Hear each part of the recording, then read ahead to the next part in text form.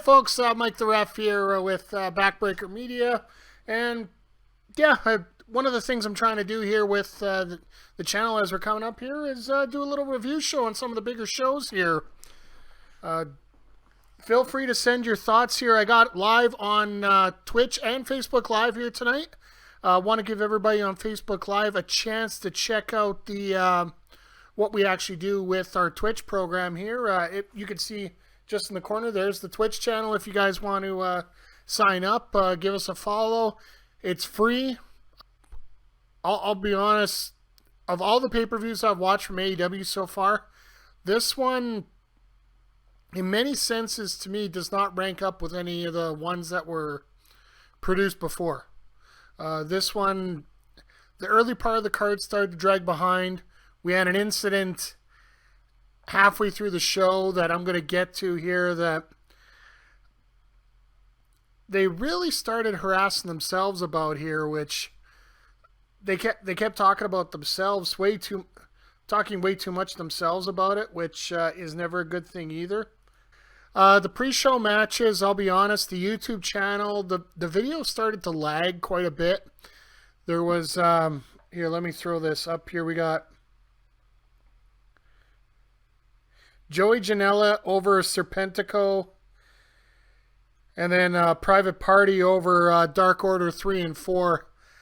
I tried watching these, and the YouTube feed, it just seemed like they kept lagging in certain spots here. So I don't know if people were there was that many people trying to log on, or we started with the tooth and nail match with Swole taking on Dr. Britt Baker.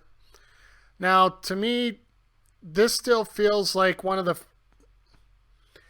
don't get me wrong, it didn't feel horrible. These cinematic shows, you're gonna get these spots put in.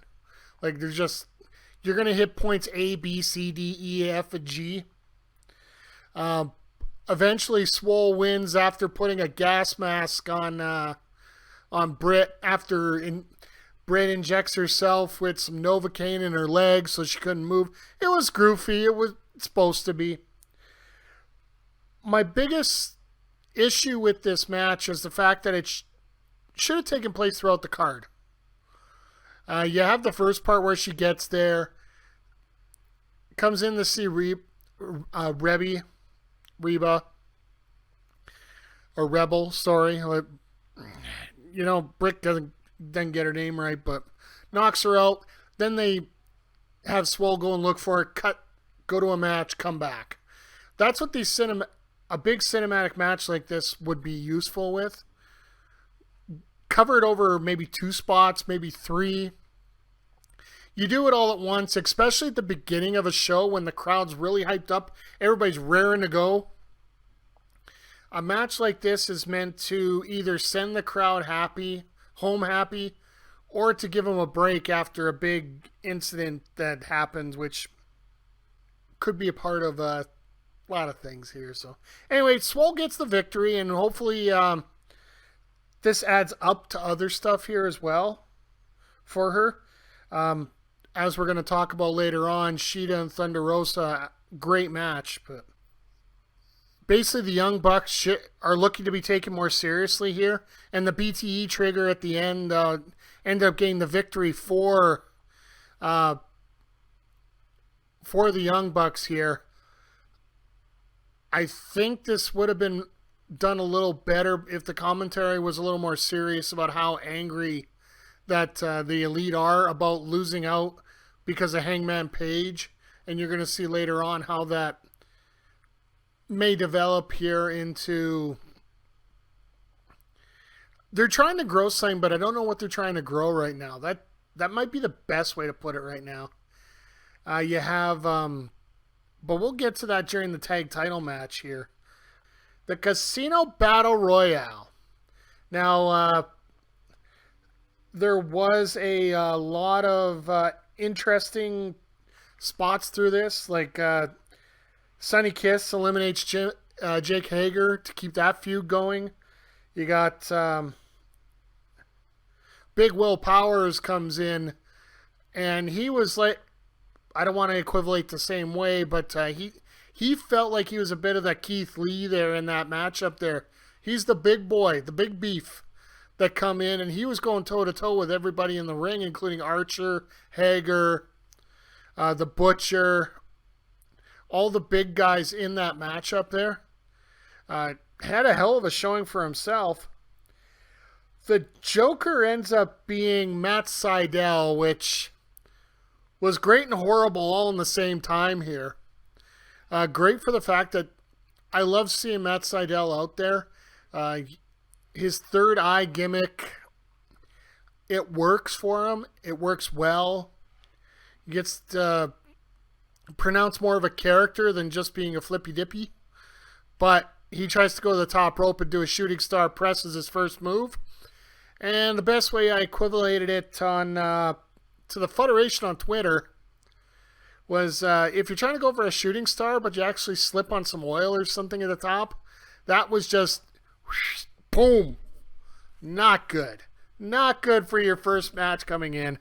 I'm with you, Crowder. I feel so bad for Sydal here when it comes to this. Your first move in AEW is a botch. Like, just call it straight up. It was straight up a botch. Other than that, they filtered him to the further back for the rest of the match here. Things went well. So it ends up going down to 3 big men. You got Cage, you got Archer, and you got Eddie Kingston. And folks, if you have not seen Eddie Kingston in a ring, go back and watch some of the NWA stuff on YouTube. This man has got a mouth. This guy's got the moves. This guy is probably one of the best signings that AEW has done in a very, very long time. So, Jake interferes with the... Jake gets up there and starts shaking the snake in Eddie's face, like, you know, like an old senior's trying to show you what's in his bag. A bag of snake, like, here, come see my gift, Sonny. It looked awkward for Jake, but so what ends up happening is Jake interferes with the snake, and a massive choke slam from Archer down to the floor, eliminating Eddie Kingston as the Butcher and the Blade came out. Jake Roberts and Lance Archer are the victors here, and they're next in line, which sort of foretold what was going to happen in the main event. One other note I need to make about this match, and basically I was having my supper here watching the show, and it made me lose my appetite. The Team Taz decided they had a little special gift for Darby Allin, who's been thorn in the side for them. It ended up, I don't know how great it worked out, but it worked out to a point. They had a body bag and thumbtacks.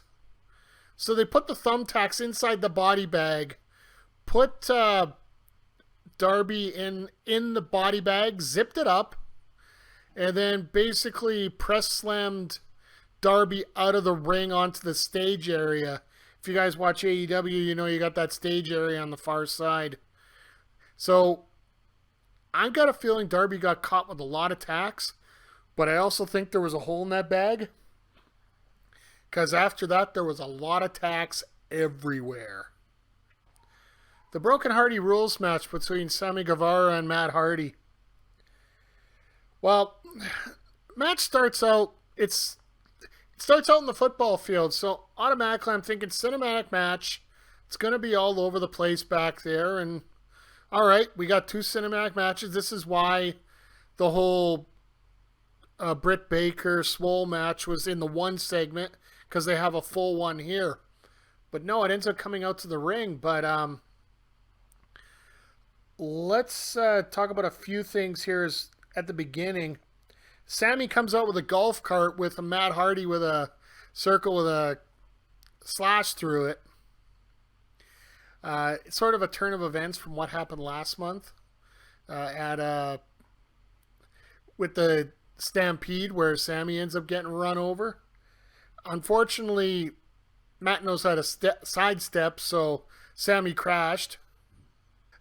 Matt Hardy follows up with a DDT on one of the benches that they have set up in the concourse. But then the spot. Sammy sets up for or Matt sets up for a side effect to come off the top of a scaffold or a lift that was set up. He put it extra up, but it looks like it might have went up a little higher than it was supposed to. Matt set up for a side effect. Sammy got out of it and then speared Hardy off the scaffold through a table, and unfortunately his head hit the concrete. Matt's head hit the concrete hard. Now, at that point, it looked like the match was going to be stopped. It looked like Matt was trying to continue, and the referees didn't want to do it. They were calling the doctor. Matt couldn't even stand up at certain points. Now, my personal opinion, and I think I should step this in here right now. If you watch this match, you're going to see it go towards ringside and then just cut out. Then they go to the announcers and whatnot. And then it resumes back with Matt going up these stairs. I think that this whole thing was supposed to be taped in the stadium, and they were supposed to do something even crazier than what they ended up doing. Crowd noise be damned. The reaction of the crowd is so minimal right now that any little piping, what they want to pipe in, is what they're going to want to deal with.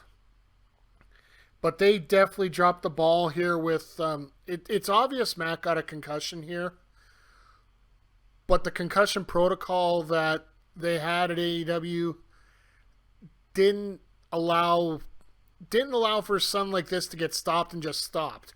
I'm pretty sure everybody would have been more than fine understanding the situation here and just calling it a no contest. Both Matt even said it when he was down. You did not keep me down. So fine. It wasn't one due to broken Hardy rules. Move on. You could do something at another time. But no, they decide to continue. And I got a feeling this is more concussed Matt Hardy saying, I can go, and the doc just throwing his arms up and saying, well, he's okay. He passed everything I could do. It was a real stained point, and I'll get to why as we go along during the show. Match continues. There's not much more to it. A lot of brawling. All of a sudden, Sammy and Matt go up a scaffolding, start climbing up the side of it. And a right hand by Matt, which, let's face it, it wouldn't be a complete finisher.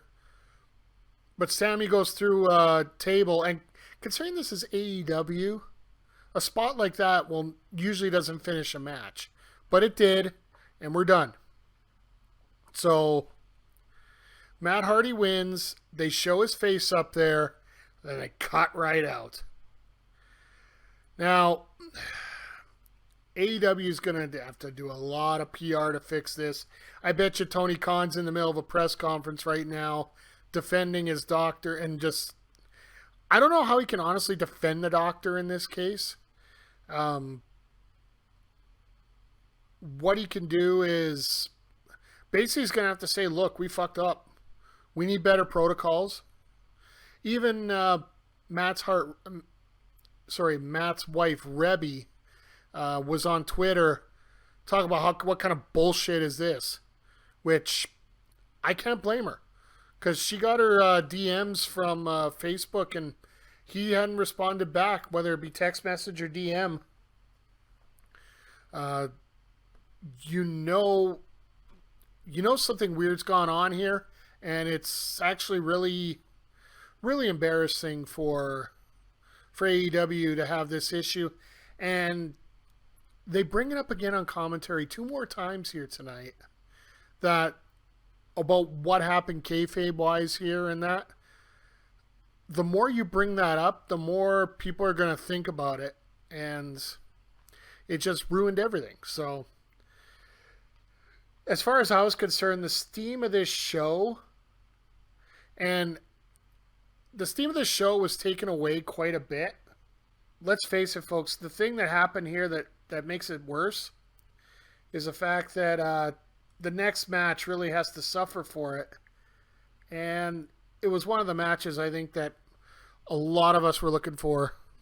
As you can tell right now, the level of disrespect that came up, hell, it's even coming through in my commentary here on the show, because I got a graphic up about the AEW Women's Championship match, which I enjoyed. It was a lot more wrestling and a lot more strategic than what you've seen over the defenses from Shida in the past here, because either A, she's dominant, or B, she's such an underdog that all she's doing is fighting. There was no... This is a situation where we needed to see Shida perform a little bit of, for lack of a better term, video game wrestling. And I say that tongue-in-cheek here with the fact that she has her outfit based on Tifa from Final Fantasy, which got pointed out to me many times here. There was, well, I'm looking through here, Thunder Rosa took control most of the match here. Beautiful calendar by Thunder Rosa through the match, and this is what I was talking about with the technical wrestling part of it. She got caught in a sleeper, and she ended up getting out of it and switching it into a pendulum stretch, basically where Rosa had Shida's arms trapped in her hands, and then she also had the legs grapevine around her legs. And a common spot that you see with it is they go over to the corner and hit their head on the bottom of the turnbuckle. Really fun spot to watch. Other things you would see here. One we were very shocked about. We almost had a second injury in 2 matches in a row.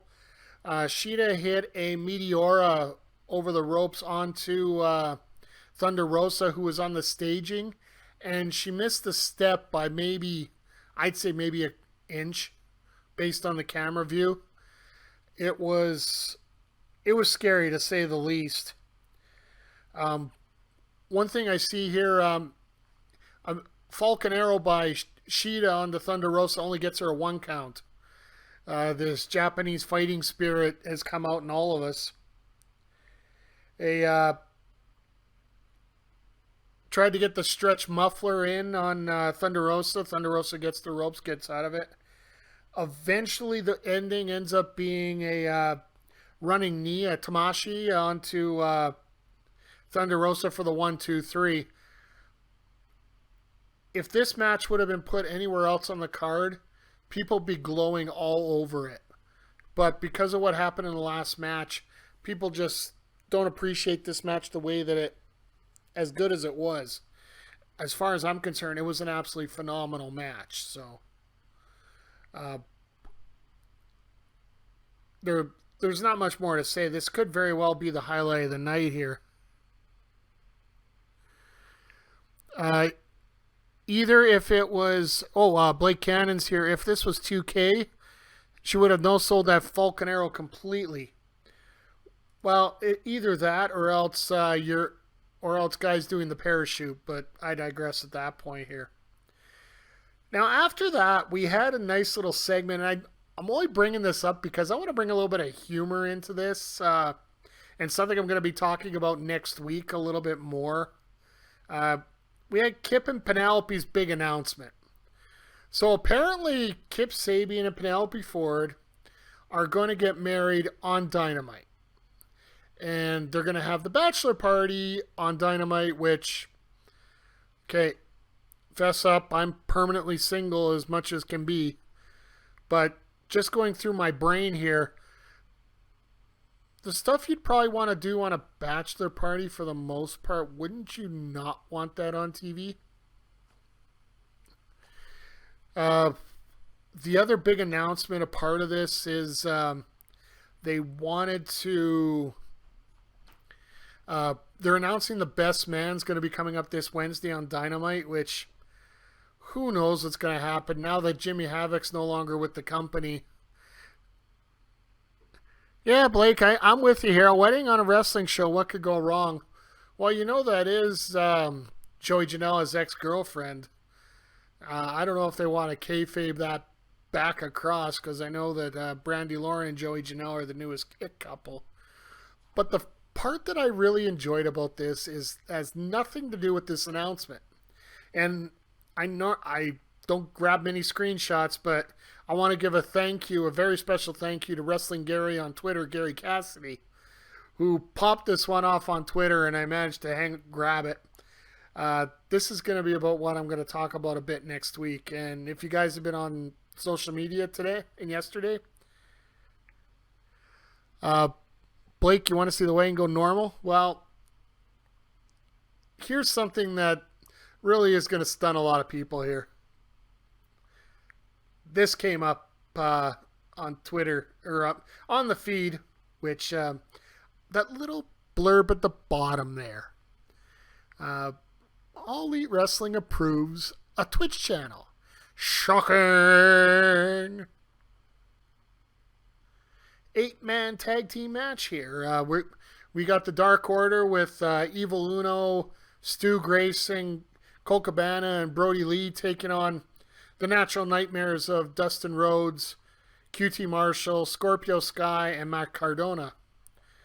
Before this match, they tried to explain the finish to the Matt Hardy match, saying Matt Hardy was the winner still, blah, blah, blah. Sometimes just let kayfabe go, for goddamn sakes. Anyway, early QT gets a beatdown, and then surprising to me was Cardona got quite a bit of a beatdown as well. Normally the hired gun, the special guy in the match. Rhodes gets a third hot tag, but Sky takes over and hits a massive TKO on Grayson, but Uno comes and breaks it up. There's a thing about Scorpio Sky lately that just popped him up into another... Well, he's always been a phenomenal talent, but he feels like a big fighter right now. And I hope that he gets a push here going forward. He had that original shot with Chris Jericho, and after that he basically got sent to dark and just didn't have a way to build himself up. Hopefully with the rumors of a second show coming up, maybe he can find a way to push himself back up to the world title in that case. Cardona hits a radio silence on Grayson and Uno, but tries to do a third one. That's his leg lariat, that the lowrider, as it was called in WWE. But Brody Lee gets caught. He tries to do it on Brody Lee. He catches him and just power bombs the shit out of him. That's the best way to put it. Just absolutely cranks him. QT gets hit with a double team, Bossman slam, and a big splash by Cabana off the top. Still kicks out. And this is where we're starting to get into that AEW special of how much is it going to take to kill these guys off here. Breaks into Lee versus Rhodes, a hockey fight, and finisher reversals, and then discus lariat by Brody Lee, and this match is pretty much over. But instead of pinning him, he gives him the Colt, who Colt was looking to finish. He wanted Colt to finish off Rhodes, so Colt goes up to the top rope, goes for the moonsault, misses, gets up, little confused. There's an argument between Lee and Cabana really quick, and then Rhodes rolls up Cabana for the 1-2-3, and the winners are the Natural Nightmares as well as Scorpio Sky and Matt Cardona. After the match, the Dark Order walks out on Colt after Brody Lee gives a whole bunch of crap to Cabana. But as they leave, Evil Uno stays back to lend support to Cabana and just try to explain, this is he's just grumpy right now. Don't worry about it. You'll be fine. I like a lot of the storytelling in here, but we're starting to get to the point of how much are we going through? How many finishes we're going to go through to finish this match off here? With the show going as long as it did, and that concussion just dragging the show down. This is the part of the night where everything started to drag a little bit more. But then we go on from there.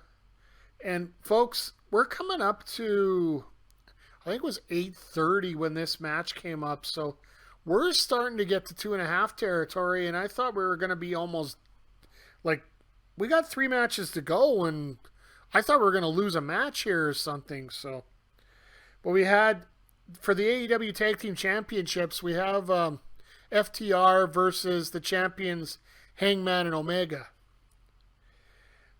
Now, the story these guys played out in this match was absolutely unbelievable. You got the dissension, but the perceived deception between Omega and Hangman. You got FTR trying to play that up. You could see pretty much halfway through the match that FTR didn't give a shit about Hangman whatsoever.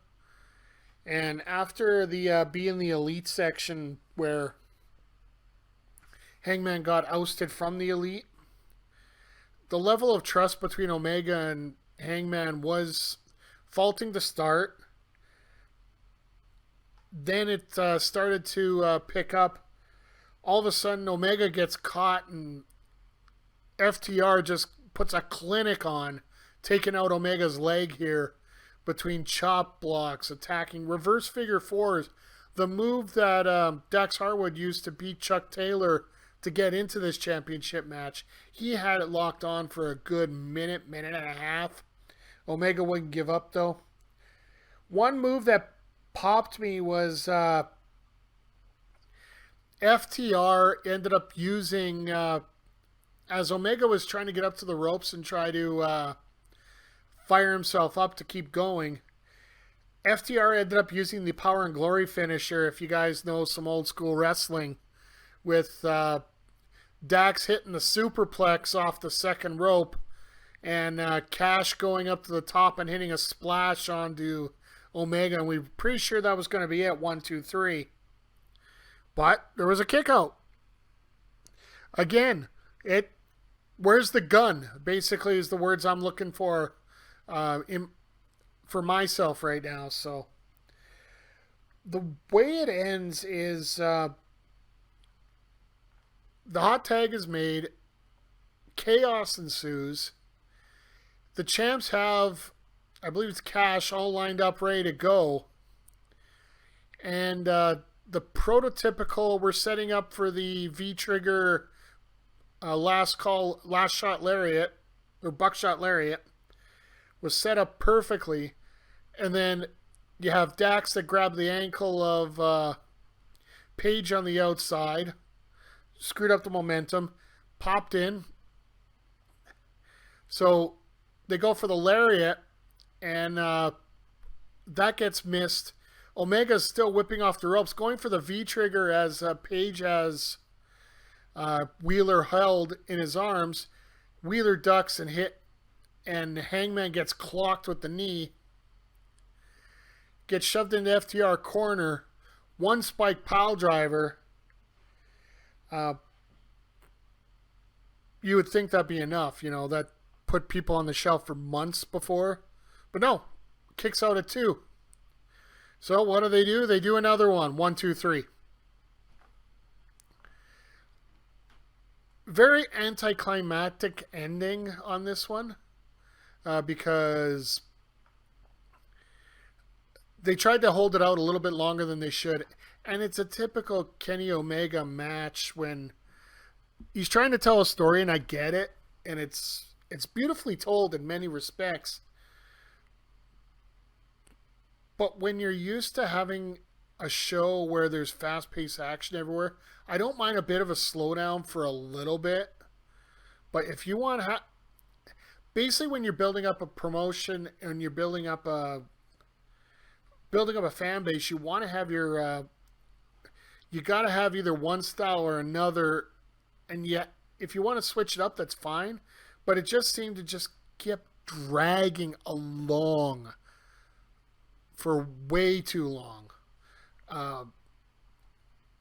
Basically, Omega, it looked like a video game in a way where you kept, you know, when you played the old WrestleMania video games and you kept hitting the quarters right before you're about to die and you hit start and you get back to full energy, yet you can't get out of the ring and you're still getting beaten up by the Legion of Doom? Yeah, that's pretty much what you were seeing here. Omega kept trying to be in a good position, but just couldn't get that tag. Same thing with Page when he was in there. And it just seemed to drag a little bit longer than what it really should have there.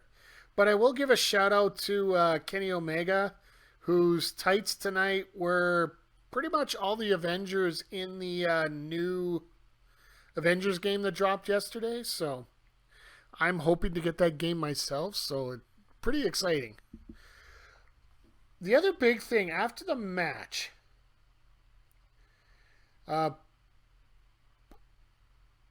you had Kenny tease that he was going to hit Hangman with a chair. Or sorry, not a chair, the timekeeper's table. My apologies. Instead, he throws the table aside, walks out on Hangman. Hangman goes in for the embrace, like, I'm sorry, buddy. He just lets him drop. Omega just lets him drop and walks out. Then they go to a scene where they got a roving camera behind the building. Omega's literally walking out, and all you can hear is, I'm done. I'm done. It's over. It's over. We need to clean everything up. Ooh. Did somebody say clean? I think that sparked a few ears when you heard the word clean come up with Omega. And he told the Bucks that either he leaves now with him, or you're on the other side. And honestly, the way the Young Bucks have been acting, we're not sure what side they're on. This is where I'm getting confused from the beginning of the show till now.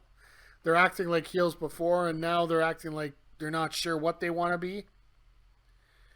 And from there, we fade to black, and we had a lot of downtime trying to set stuff up.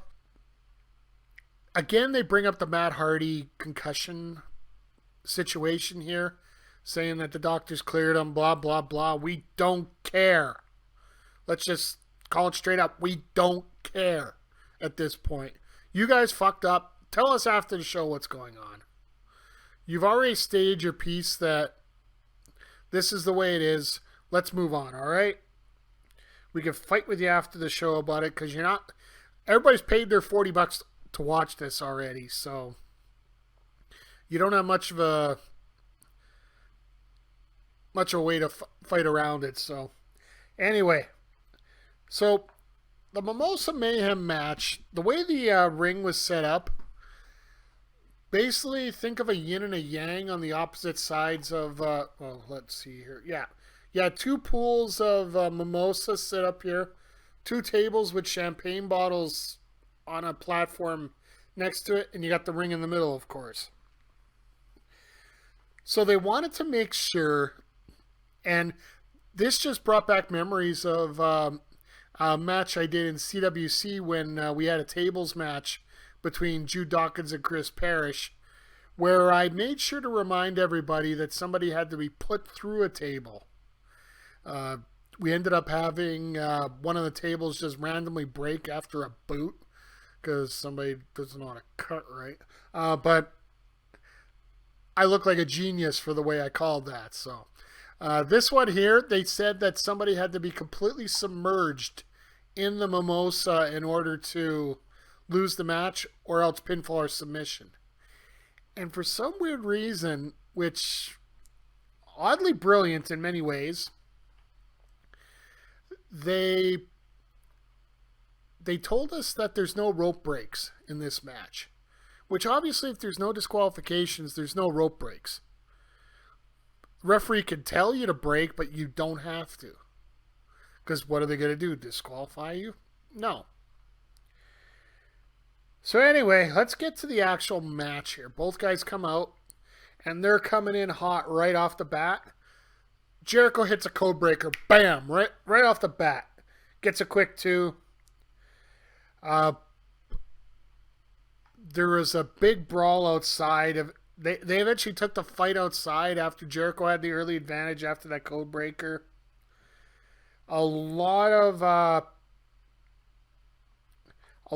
brawling to the outside, and then a lot of teasing, like that, basically the Royal Rumble teasing to go to the outside. The way the match ended was rather interesting here. You get the walls of Jericho got applied by Jericho onto Cassidy.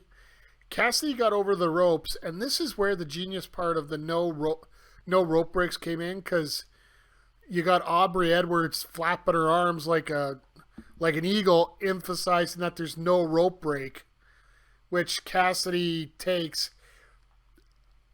He grabs one of the mimosa glasses, which they fucked up, and it ended up breaking. It was one of those plastic ones that it ended up breaking from the stem to the actual glass.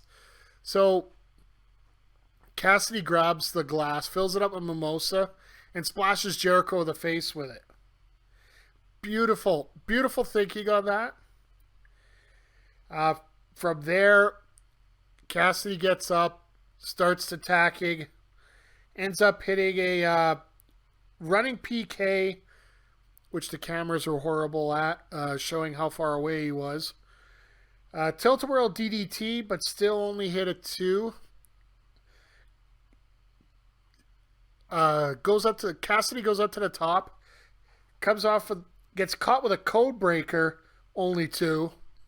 Now the end of the match, you got Cassidy who's up near the top rope. Jericho sees him up there, but instead of going inside the ring to get him, he goes across the other side of the ring to get him, through the outside and up one side. So if you got the post here, you got Jericho going up here, you got Cassidy going up here, and he's looking to do a Splash Mountain Bomb or Razor's Edge if you're more comfortable with that term. Cassidy gets out of it. He hits an orange punch, Superman punch, Orange Cassidy. It's called an orange punch apparently. Jericho gets staggered, and then he gets hit with a second one, and Jericho falls into the pool of mimosa, giving the victory to Orange Cassidy. Now, the biggest thing they talked about in the pre-match promo by Jericho and what they did now is they're telling us how Jericho made Orange Cassidy into the star that he is, as well as after the match, you got JR and Tony and Excalibur bringing up the fact that, Orange Cassidy got to be this main level player just by being himself, which, folks, you don't need to be force fed that. Like, let the crowd determine what they want to say. Like, you don't need to. If you want to play up that story later when you're developing something else, fine. But you don't have to tell us, oh, well, we're just letting him be himself, and this is what happened. Now, we're finally getting to our main event of the evening here. For the AEW, and I'm calling it the Men's Championship because as much as they call it the World Championship, it's disrespectful if you call the Women's Championship just the Women's. I want to call it the men's, just the men's, but that's just my personal opinion on it. But we got Moxley, we got MJF. Now, when you're watching this, you got to think there's got to be basically 3 ways this is going to play out. We're going to get a clean finish. We're going to get MJF winning because of the special stipulation, the paradigm shift not being used. Or option C, where Moxley used the paradigm shift behind the referee's back, which we've seen it done before with the with the Hell's Gate with the Undertaker. That's probably the more memorable storyline behind that. But let's see here. A lot of basic change to start. Moxley holding his own with MJF, who was known to be the better grappler in this case. Match went outside. Moxley started to dominate, including a very nasty gash spot that came on MJF after hitting the ring post. Back in the ring, Moxley attempts the paradigm shift multiple times, and Remsburg's just saying, no, you know what's going to happen if you use it, blah, blah, blah. Then you have MJF taking control after a shot outside weakens up Moxley. Moxley gets him back in the ring, and throughout the match, constant work on the arm. Constant. The punches, instead of the face, they're going to the arm. Every time there's a rest hold, it's always on the arm. MJF, for such a young competitor, and such, I don't want to say new to the business, but let's face it, he's greener than a lot of guys. He's got the psychology thing down. And that's absolutely a beautiful thing to watch here. A focused attack on the arm throughout the entire match. We ended up seeing Moxley attempt and then hit a Gotch pile driver, and it looked like he was starting to do a little Cesaro pose as he was setting up for it. Not the head crank, but more the fist push. But even despite the Gotch pile driver, MJF turns it around, working on that arm. Then all of a sudden gets a heat seeker pile driver after he sets up the Soul of the Earth with a Fujiwara arm bar he got on MJF got on Moxley. Moxley got over the rope, but he slunk to the outside, tried to get in, but MJF caught him and hit him with that draping pile driver that he calls the heat seeker. Only gets a 2 count as well. Moxley gets a sleeper hold in. The classic Ric Flair spot where MJF pulls the ref close to him and hits a mule kick on Moxley. Let's see what else I got here. All right, let's go straight to the finish. Wardlow gets on the ring apron and attempts to toss the ring to the diamond ring to MJF, who naturally fumbles it. Now, Wardlow's got the referee distracted. Moxley sees this. Now, instead of picking up the ring, which is right in the middle, MJF goes to grab the ring. Moxley grabs MJF, hits the paradigm shift, and gets the 1, 2, 3. All right, fine.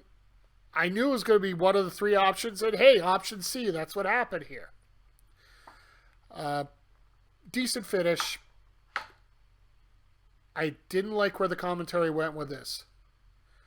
Nobody brought up the fact that, maybe somebody's going to watch this and say, hey, Moxley, you used a move you weren't allowed to use in the match. Referee might not have saw it, so we can't change it. But we need to work on some things here. This is what happened. This is where you need to carry out a storyline like that. Because what they basically did right after the match, first thing they're bringing up, oh, there's Archer in the stands. It's going to be Moxley Archer for the next time for the AEW World title. Let the frickin' thing breathe. Moxley won. MJF has a way to keep his heat here because you used an illegal move on him. And it's so frustrating to watch this here and watching everybody just try to push everything on forward. I get it. You got to advertise for the next show. But at the same time, you need to slow down, chill, live in the moment a little bit. That's one of the key things here when it comes to commentary. I hate to complain about some of the most interesting people in the business when it comes to commentary and some of the best guys. But the way they're not getting direction and the way they're not being told where to push this, or if they're even being told to push it this way, why? Like, guys, let things hang. A pay per view is to end the show. It's supposed to be one of your two big shows of the year. Let us celebrate the fact that you had a successful show, which you didn't depend on who you're talking to here. But you just, oh, we got to push what's next. I'm like, just let things breathe a little bit. People are always rushing around through everything. Yeah, Crowder, you nailed it right on the head, and I think I nailed it too when Spencer wanted a one sentence answer as to how the show went tonight. Crowder in here is saying this seemed like the definition of an okay show. For me, the best way to sum this up is this was a run of the mill show with one horrific spot bringing it down. It wasn't great. It wasn't horrible. It was okay. There's some stuff you're just not going to remember. The Casino Battle Royal, there was nothing really to remember home about that either. But overall, you're looking into something that I'm looking to see what they do on Wednesday. Let's just put it straight up here. I want to see what they do on Wednesday to back up what they did here. I want to see Tony Khan set up some kind of statement about what happened with Matt Hardy. Because, let's face it, folks, he might seem fine right now, but I know personally from a fact, I could tell you a story, but I'll save it for one of the next streams. There was a wrestler that obviously had a concussion, and I basically had to yell at him to the point where people were going to call the cops on me for yelling at this wrestler to get him to go to the hospital get checked because he said he was fine. Some people are just slaves to the business. So, all right. So I think that's going to wrap this up for the All Out review show. Guys, let me know what you guys think of me doing shows like this for big pay-per-views. Like, I'm thinking about doing some for Impact as well as AEW. A lot of WWEs are already covered. I might even do some for those. We're looking at some sponsors possibly for that as well. I think that's going to wrap everything up here. I want to just give a quick thank you to Remember the Game podcast for supporting Backbreaker Media as well. If you guys checked out in the beginning of the show, we did have a reel at the beginning there that shows Remember the Game. If you guys want, just check out my links. I do have some information on their podcast. They also have a Twitch stream as well, Remember the Game, so feel free to follow them as well. But other than that, we're probably going to be on here Monday, Wednesday, Thursday next week. I do have some personal stuff coming up, so if that happens, it might change, it might not. We'll see what happens here. So I'm usually pretty open and honest with you guys about what's going on. Our next podcast that'll be going up will be I believe it's going to be next Thursday because I just haven't had time to edit here. Monday Night Shaw is going to get preempted up to Thursday now because, like I said, I haven't had time to edit it. And it's going to be Goose sitting down with the Omen Gabriel, one of the finest wrestlers I've seen in Alberta. Traveled to Mexico and now is a physical trainer at the Top Talent Wrestling Academy here in Edmonton. So if you guys want a preview of what that's going to sound like, go on to the Omen's Instagram account. I believe it's the Omen G. Monday at 5 o'clock, Gabriel's going to have an interview with, or sit down with the Goose himself, and they're going to be just talking lifetimes and whatnot. But that podcast will be coming up later this week on all podcast platforms. So, but if that's going to be it for everybody here,